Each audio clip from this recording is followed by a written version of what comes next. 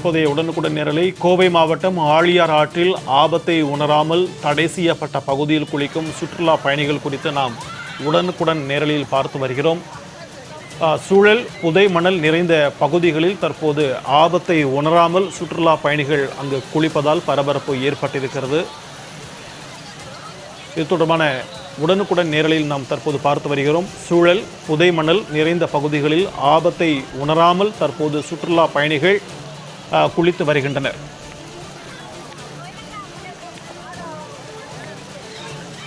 இது தொடர்பான கூடுதல் விவரங்களோடு நம்முடன் இணைகிறார் செய்தியாளர் மாசிலாமணி. வணக்கம் மாசிலாமணி. தற்போது சுற்றுலா பயணிகள் ஆபத்தை உணராமல் அங்கு குளித்து வருகிறார்களே, அவர்களை தடுப்பதற்காக காவல்துறையினர் ஏதாவது முயற்சிகளில் ஈடுபட்டிருக்கிறார்களா? கூடுதல் விவரங்களை பதிவு பண்ணுங்க. பாசா, இன்று ஞாயிற்றுக்கிழமை என்பதாலும் வெயிலின் தாக்கம் கடுமையாக இருப்பதாலும் ஆனைமலை அடுத்த ஆழியார் ஆற்றில் குளிக்க சுற்றுலா பயணிகள் அதிக அளவில் ஆர்வம் காட்டி வருகின்றனர். இதுவரை 150க்கு மேற்பட்டோர் உயிரிழப்புகள் நடைபெற்ற ஆழியார் அணையின் ஒரு பகுதியான பள்ளிவளங்கால் அணைக்கட்டு பகுதியில் நூற்றுக்கணக்கான பெண்கள் மற்றும் குழந்தைகளுடன் சுற்றுலா பயணிகள் ஆனந்தமாக குளித்து வருகின்றனர். சுழல் புதைமணல் உள்ள ஆபத்தான